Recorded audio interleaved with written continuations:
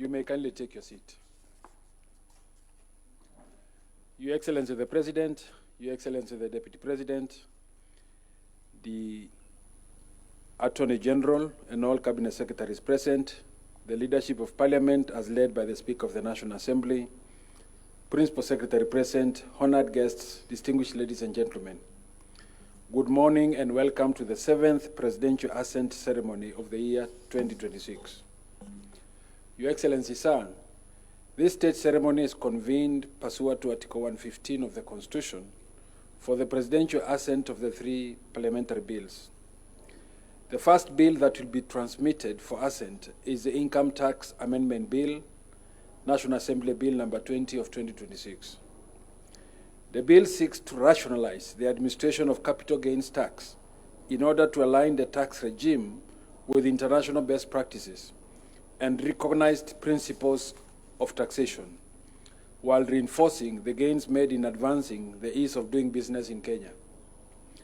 The second bill lined up for Your Excellency's presidential assent is the Special Economic Zones Amendment Bill, National Assembly Bill number 8 of 2026. The bill seeks to enhance the nation's competitiveness by expanding the scope of special economic zones to include oil and gas zones and to harmonize the tax incentives applicable to entities undertaking activities within such zones. In addition, the bill further fortifies the special economic zones framework with the operational realities of large-scale capital investments through the provision of a minimum license tenure of 10 years, subject to annual compliance audits, thereby accommodating the long project cycles and substantial capital commitments characteristic of petroleum operations. To crown this ceremony, Your Excellency will be presented with the Technopolis Bill, National Assembly Bill number 6 of 2024.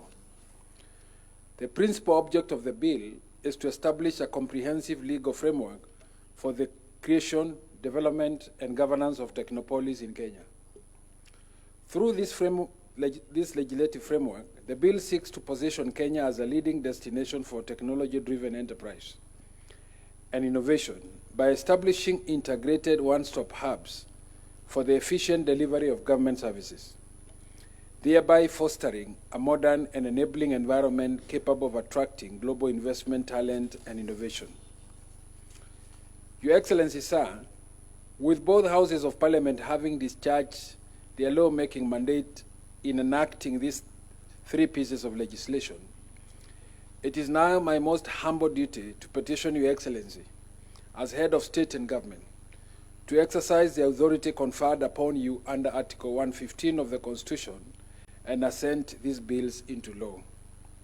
Your Excellency, sir, with your kind permission, I now invite the Clerk of the National Assembly to present the vellum copies of the bills for your consideration and assent.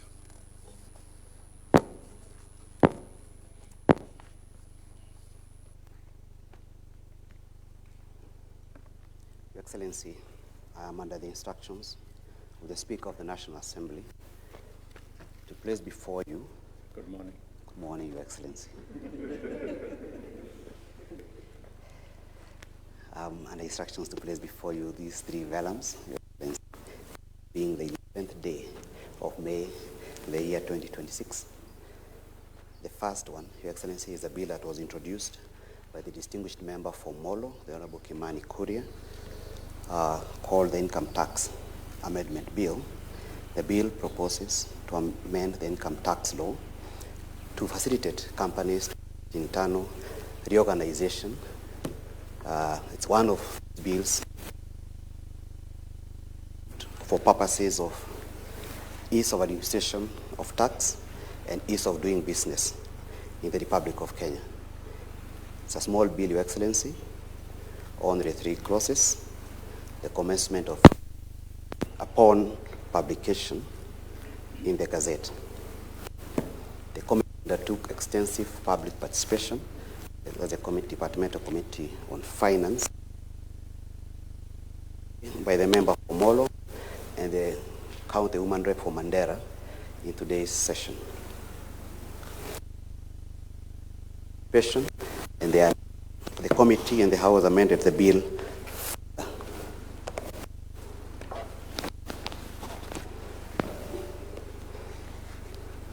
Your Excellency, the second bill is a special economic zones amendment bill of the year 2026. It will be recalled, Your Excellency, that towards the end of last year, we received as Parliament a sessional paper facilitating the exploration of oil in South Rokicha. That sessional paper, Your Excellency, was adopted by both houses after extensive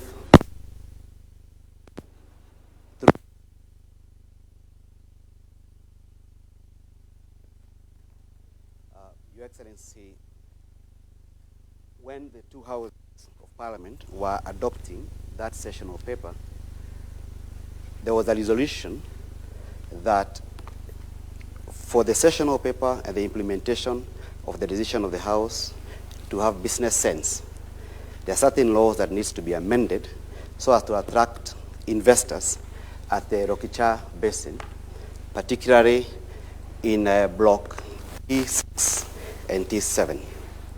In that regard, Your Excellency, the party introduced the Special Economic Zones Amendment Bill 2026, proposing to amend the SEZ Act as we know it, the Income Tax Act,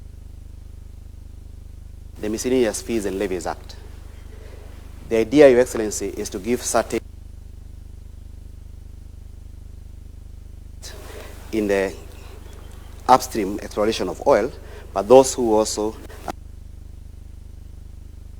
pipeline.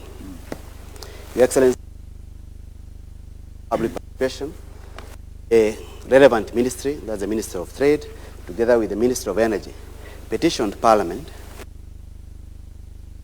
The licensing of our SEZs goes beyond the ordinary period of 1 year. They indicated that 1 year for any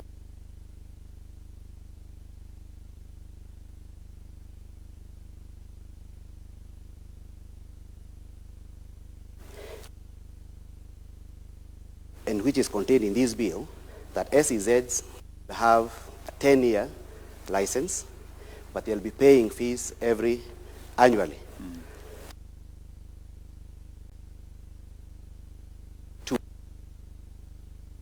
After a certain fair hearing as required under the Constitution. The idea retains ability to attract investments, particularly in our SEZ zones, Your Excellency, not just for oil and gas exploration, but also for agriculture sector and for manufacturing center, Your Excellency.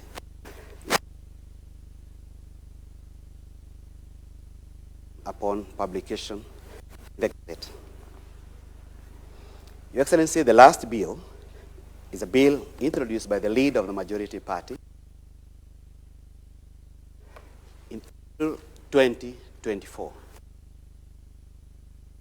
It's Development Authority Bill, Your Excellency. Taken so long. It has taken so long, Your Excellency, because it has the full bicameral process being passed by the two houses. It was initially passed by the National Assembly in December 2024, sent to the Senate. The Senate also engaged in public participation. They made amendments to it. The amendments came back to the National Assembly in November last year, and the National Assembly accepted all amendments.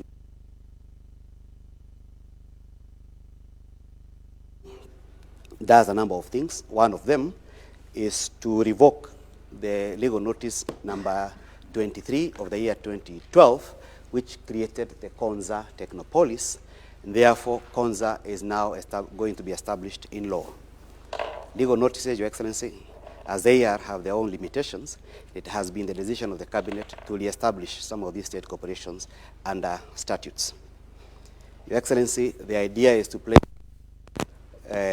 what is to Konza Technopolis in a better place for purposes of attracting investments in that area. Your Excellency, the Technopolis Development Authority is now going to be a body corporate with power to sue, power to borrow, power to invest, and also engage in all manner of investments with respect to Technopolis.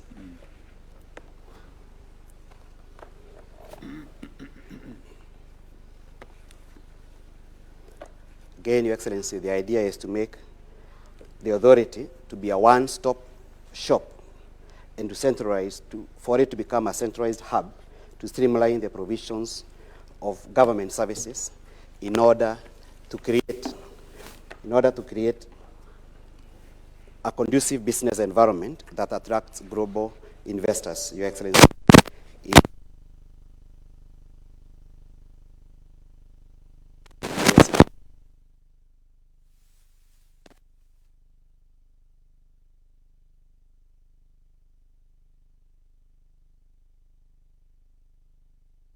Project-driven business, research institutions, and innovation center by providing a world-class, state-of-the-art infrastructure, Your Excellency. Permit me, Your Excellency, to end my commission for the day. Thank you. With Your Excellency's assent and the sacred trust it carries, the bills will now be entered into the body of the laws of the Republic.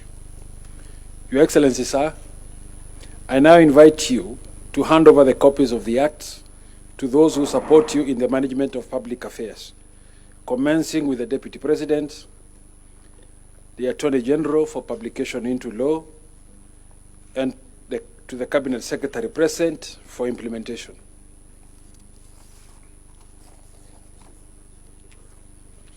Your Excellency may also graciously present ceremonial copies of the Act to the Speaker of the National Assembly,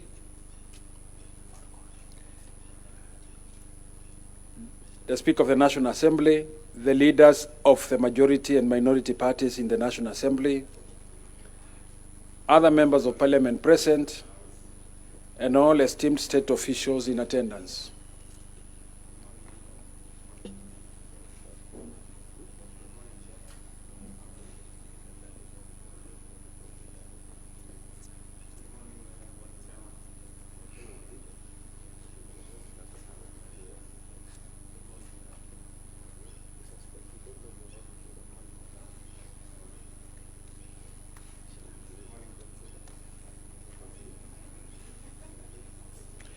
Your Excellency will unveil and display an open ceremonial copy of the Acts, while other state officials shall bear closed copies.